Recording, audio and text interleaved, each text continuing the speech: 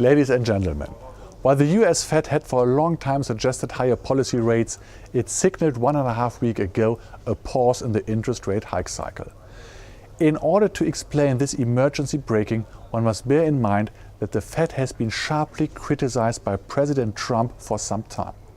Pressure is also coming from numerous other critics from both political camps.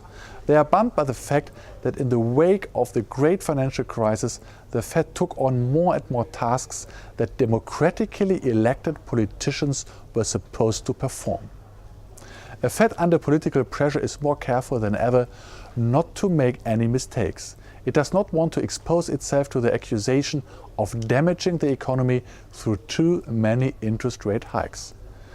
If economic risks continue to rise in this delicate situation, as has recently been the case, it is understandable that the Fed is reacting unexpectedly strongly and is actually cancelling planned interest rate hikes.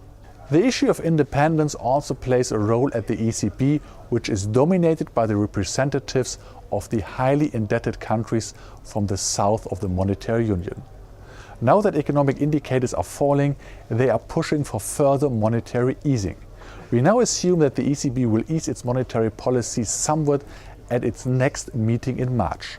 Thus, the ECB is likely to promise unchanged key interest rates not only through the summer of 2019, but through the winter of 2019-20.